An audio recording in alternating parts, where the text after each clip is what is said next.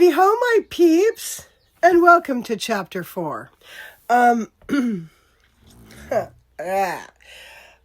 a cold since Sunday, and it's Wednesday, I think, today. So I sound a little funky, but I'm not feeling too horrible. I've been outside doing a lot of work. A lot of weed eating and raking. I'm back to dragging big tarps full of grass to my neighbor's cows and horses. They don't really need it right now. They've got feed and they've also got a fairly lush pasture, but I threw some over there anyway. And then I've got big piles that I'm going to have here on my place, and when they're dry, as the animals across the street need extra fodder, well, I'll just drag some over. So yeah, that's what I've been doing. Also, today is a red letter day. I'm getting my new well pump installed, and I am so thrilled.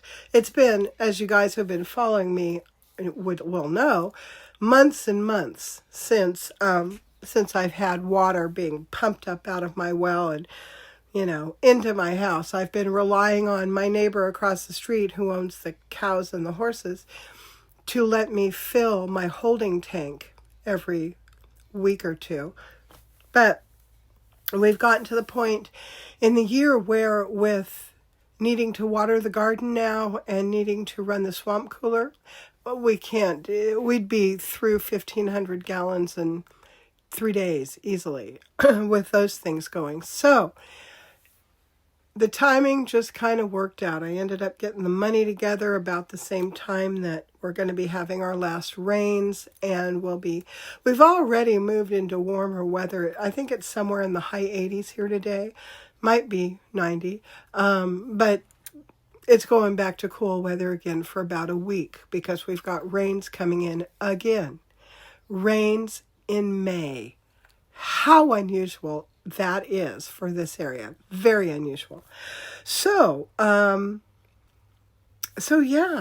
that's my update. I also want to say that I'm going to read this chapter to you, even though it is not finished. It needs some massage. It needs some more action and some more dialogue to break up these long descriptions of what the place looks like on the inside. I'm going to be breaking that up into a number of chapters because this house is so big and interesting. I want her to be able to focus on whatever area she's in. So today, Sarah will be exploring the parlor, the dining room, the butler's pantry, and the kitchen. So, without further ado, here we go. Dust motes danced in the weak light, leaking in through the grimy leaded glass windows on either side of the door as Sarah stepped inside. She took a deep breath, then sneezed. Pausing, she peered around at the large entry hall. A wide staircase swept down from the upper gallery and opened gracefully along the left wall. Double pocket doors, partially open, took up the rest of the space on that side of the room. What appeared to be 2 chairs set against the wall under the gallery, and a round table in the center of the foyer, shrouded in sheets. The right side of the room featured another set of pocket doors matching the first, and another small door. The arched entrance to a wide hall was tucked into the right corner of the room, heading back into the interior of the house. Sarah remembered from the photos that the dining room was through the doors to the left, while a large parlor lay to the right. Whoa, Sarah thought. This place is a little more extra than I'd remembered. She resisted the impulse to fling the coverings off the furniture and reveal her new treasures. The place needed a deep session with a HEPA filter vacuum first. Crossing to the closed doors separating the parlor from the foyer, she reached out to run her hand along the inlaid panel. Grimy as it was, she couldn't make out the patterns in the wood. She made a mental note: get Murphy's oil soap. After the gray and white laminated surfaces of her apartment All this wood was a little overwhelming and covered in a deep layer of dust and ancient varnish blackened by time. She added vacuum and cleaning supplies to her mental list of items to pick up in town. Although Topsfield didn't boast a Walmart, there was one in the town of Danvers, about 12 miles away. Before Sarah could venture further into the house, she heard the crunch of a car pulling up into the drive. What fresh hell is this? She thought to herself. I'm going to make this go a little faster. We'll see. What fresh hell is this? She thought to herself. Crossing back to the open door, she saw a dusty black Dodge pickup, slightly lifted and beefy, with fog lights mounted to the front bumper. The driver's door opened, and out climbed a tall man about her age. He had to have been at least 6'5", ruggedly dressed in jeans and a plaid flannel shirt, untucked and unbuttoned over a coyote brown t-shirt. Good morning, Sarah said in a no-nonsense voice usually reserved for difficult clients. Can I help you? I'm Parker Dane, he replied affably. Topsfield Police. He'd landed on the porch without tripping on the tricky top step and stuck out his hand. Sarah gave it a brief shake. Uh-oh, have I broken the law already? I don't know, he replied gravely, cocking one eyebrow. Have you? Then he laughed and said that he just thought he'd ride out and welcome her to her new home, since he was off duty that day. Make this go a little faster. I'm playing with my teleprompter. Anyhow, let's go back. I'll read that last sentence again. Then he laughed and said that he just thought he'd ride out and welcome her to her new home, since he was off duty that day. Okay, well, thanks, but I'm not sure I'll be staying for very long. I'm thinking about cleaning the place up and putting it back on the market. The officer looked at her quizzically, and she noticed that his eyes were an unusual golden green. Long story, she said without further explanation. Well, all righty then, he said, with a creditable Jim Carrey impersonation. Are you sure there's nothing I can help you with? What a goofball, Sarah thought, unfreezing a bit toward her unexpected guest. Yeah, okay. Do you think you could give me a hand getting my trunk and boxes into the house? Sure thing, he sang out and was back down the steps, rummaging in the back of her Highlander before she reached the car. Let me give you a hand with that, she suggested, a little concerned about him manhandling her only heirloom. But he just swung the trunk up on one shoulder and marched it into the house. Sarah shrugged, grabbed her backpack, and followed. Officer Dane put the trunk down carefully by the round table in the entry hall. A couple more quick trips, and he had everything in a neat pile. Would you like me to carry this stuff upstairs? His cheerful voice was beginning to get on Sarah's nerves just a wee little bit. She was still angry with Jason, and it was spilling out all over. Nope, that's okay. I haven't even explored the place yet. In fact, I'll probably try to stay in town again tonight. He handed her a business card and said to call him if she ever had any problems or needed anything. Are you this friendly to all the newcomers? Sarah asked. It's a small town, he replied. More like a big family, really. We make it our business to help people feel welcome, especially newcomers. Sarah stood on the porch, watching him climb back into his truck. On impulse, she called out, How did you know I was here, anyhow? He laughed and replied, Like I said, it's a small town. You have a nice day. She remained on the porch, watching the puff of dust that followed his tires as he drove back out to the road. If the whole town is full of these cheery Mayberry types, I can tell this place is going to get on my every last nerve. Returning inside and closing the door firmly behind her, she began her tour of the downstairs by rolling back the pocket doors leading into the parlor. They were heavy, but moved apart with surprising ease. Even with the many grainy photos she'd seen on Zillow, Sarah was surprised by the grandeur of the place. Like the foyer, the parlor was paneled in wood, with delicate marquetry designs etched into the surface. The ceiling was coffered, and a deep crown molding encircled the perimeter of the room. A little chill ran through Sarah, and she wondered how much it was going to cost to warm this place up. Someone had installed a relatively new furnace not too many years ago. This room had a fireplace directly across from the bank of windows along the exterior wall. Sarah stepped closer to examine the tiled fireplace surround.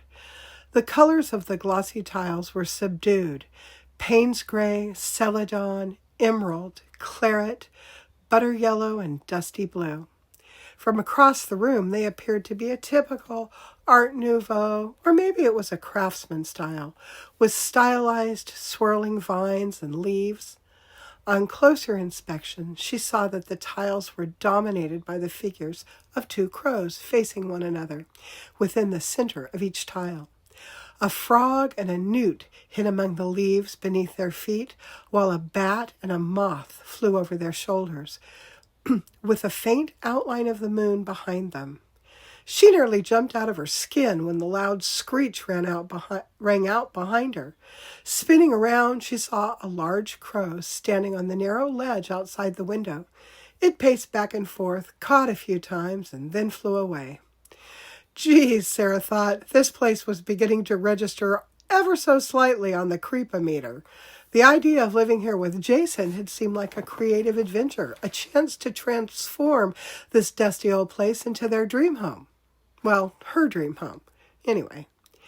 Now, the reality of living in it day after day was more daunting than it was delightful. She discovered another door, nearly invisible. It was so well hidden in the paneled walls, but when she twisted the knob, it was locked. She had a fanciful notion of finding an old silver chatelaine on eBay, to which she could attach her keys and rattle around the place like Mrs. Danvers, the crazy housekeeper in Rebecca. The heels of her fry boots tapped against the floor as she crossed the room, then paused at the doorway.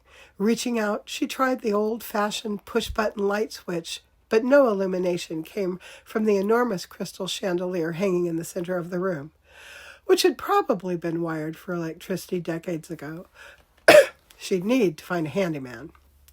The dining room, in contrast to the parlor's dark paneling, featured faded chinoiserie wallpaper, ancient and hand-painted. Vines and flowers were delicately figured on a salmon-pink background, punctuated here and there with a variety of different songbirds. Peonies, cherry blossoms, raspberry vines, and strawberries formed a delicate latticework on the walls. It would be a shame to tear it down, but it seemed just a little too shabby for preservation. Other than the wallpaper, the dining room was nearly identical to the parlor. It also had a small door camouflaged by wallpaper. This door, however, was not locked and creaked loudly as Sarah pushed it open. It led directly into a butler's pantry, and Sarah could see the kitchen just beyond. Directly to her right was a long, narrow hallway, obviously a passage for servants.